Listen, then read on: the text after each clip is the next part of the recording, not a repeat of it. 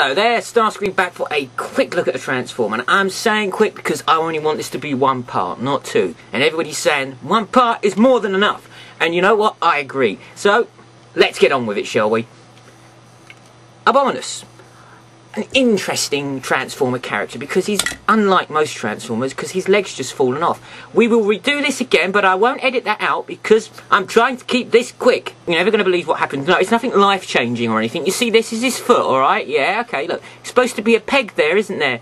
Not anymore.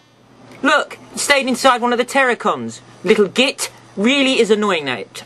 Urgh, frustrating as hell, that is. We'll carry on though regardless because I'm such a trooper, but that really ticks me off, and it's down to the shops to look for some super glue, I think, after this. Okay, let's get on to the one-legged character here now, shall we? He can hop. Hop along Cassidy, I think I'll call him for the time being, only on the basis that I can't think of anything else to call him that might be slightly comical. No, okay. Terrorcons. Interesting in the basis that they are quite small-minded.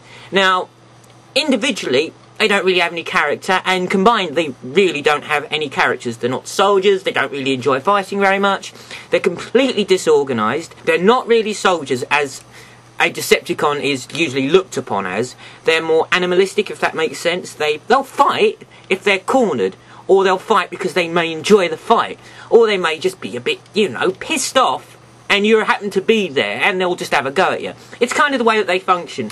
And he's pretty daft. Abominus speaks once in the Generation 1 cartoon. I think he says something like, Computron thinks too much, or computes, or counts, something along those lines. And that's it. And he's in another episode, Money Isn't Everything, and they're working the Terrorcons for the Quintessons for some reason. It doesn't really go into a great amount of detail why they weren't doing it, but the Quintessons have got some sort of inhibitor on to try and control them, because, as I said, you can't reason with them. I mean, if you take him in comparison, say, to, I don't know, Predacons here, which I do have.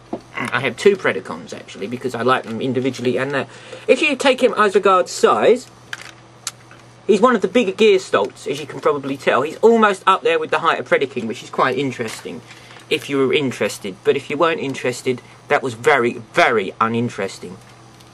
So, yes, they are okay in the comics. They work for Scorponok. They're one of his strike team. They battle it out. Their character, yet again, isn't overly developed in there, but they are there. And they encounter quite a few missions. They meet with a bit of resistance from the Autobots. They're taken to the planet, I think, of Nebulos, if I recall. Now, it might not be. Bear with me. I was right. I wish I'd stopped second-guessing myself, because sometimes I can actually recall things. Not always, not always. I'm not racing ahead here, but most of the time, you know, 50-50, because that's not really most, is it? That's sort of like some of the time. So some of the time I'm right, and this was one of those times. It doesn't happen overly often, even though I just said it does. Now, does that make any sense to you? No, it doesn't make any sense to you, and it doesn't make any sense to me. So, Terrorcons have a great time on Nebulous, terrorising the Nebulons. Great fun, as I said.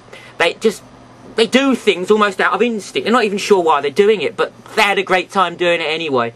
So, that's pretty much it. And they meet their demise, also, it seems, with Starscream in the Underbase. A lot of the Generation 1 Transformers seem to meet their end there. Well, Season 2 Transformers, or the older toy line, meet their death there, fighting Starscream, you know, so we can introduce some more. But yeah, they take on Starscream. It doesn't really say whether they're destroyed, but they never appear again in the comics. So, pretty much, guess they either that or they're on holiday. I doubt they're on holiday, so I'm reckoning they're destroyed. And that's pretty much it. He doesn't do a great deal, and his character is really inconsequential, because he doesn't have one. So, would you like a look at the toys of this guy? Now, as I previously mentioned, my one now is missing a foot due to the fact that I only dropped him from about couple of inches. Well, I say an inch, about 2 feet. See, there's a funny there, isn't it? See, I dropped him from a few feet and now he's missing one. No, I thought it was a funny joke. No, I've just suddenly realised it's not. It's utter rubbish. So ignore that, alright? Anyway, when he's finished dropping parts of himself, we'll just look at a one-legged version of him. Now, the main Gearstolt leader is Hungar. It's a play on words, really. It's quite good. Now, he's a double-headed dragon. I've got two of him, and he's quite interesting. A good episode that they're in, though, I will say, before I take a greater look at the toys, is one, it's Call of the Primitives or Call of the Primates. I can never, ever remember. But it's that one, and the Terrorcons are fleeing from Tornatron, and the Terrorcons turn around and said, they get pissed off, and they said, Terrorcons, they take on Tornatron. They sick and tired of running, and they take them on. And they don't unite to do it, funnily enough, not like Predaking and some of the others. They do it individually. But, needless to say, Tornatron pretty much beats most of the people in it anyway, and we find out that Grimlock saves the day, which is dumb. And we find out that little monkey created Unicron. What's going on? Anyway, this is Hunger, and I actually really like the toy. He's great. The only criticism I really got of it, because it's not a bad toy around considering it's a combiner, he actually poses quite nice as an individual toy, is his features are stickers, and if you lose the stickers, you're featureless, and he has no jaw. I can understand limited to what they can do, but you know, just a little bit there for a jaw would have been nice, but obviously not meant to be. Now the others. Bolt here, I think it's Bolt, what a rubbish name, is one of the dumbest ones. Now, when I tried to get hold of the set, because I bought them individually, he was a real sod to get hold of. Now, I'm going back quite a few years, and he was a real hard one to get, and he cost quite a few bob, and mine's not in great condition, but bloody hell, he was hard getting hold of. And he transforms into nothing at all. That's some problem I got with them. Their alt modes are nothing. They're just like mutated monsters. So yeah, they are monster bots, you could go as far to call them. But they don't transform into anything, you know, recognisable. Which is kind of annoying because, I mean, look at Bolt. What? He looks pretty much the same in robot mode or alt mode. He has no ulterior mode. It just, you can move his arms behind him or in front. That's his transformation. Not great. Okay, now this one here is Cutthroat as far as I know, and he transforms into like some sort of pterodactyl thing. If you look at his, he's got a little beak and that, or maybe some sort of little gargoyle. I mean, he's alright, he's not the worst of them, his arms are a bit short, but I actually quite like him individually in robot mode, but as I said, they don't really resemble anything. Now, hardest one to get hold of, but this is the original coloured one. You see a grey body with blue arms, but for some reason my one here that I've got the other version of is a blue one with grey arms, see? The complete reversal of colours. And they both seem to be original. They doesn't appear to be a knockoff, and I can't remember now because I got this off eBay ages ago, as I said, and they both appear to be genuine, but they're just there. The moulding is the same, the quality feels the same, but for some reason they're the opposite colour. Not quite sure why. But needless to say, not a great toy, this one. Yet again, he transforms into nothing at all. Now, where are we up to? Sinatwin. Well, I think it's Sinatwin anyway. Hence because he has two heads. Yet again, he looks like some sort of monster out of some mythical comic or some, you know, fairy story of some kind. Oh, pretty abusive fairy story that'd be, wouldn't it?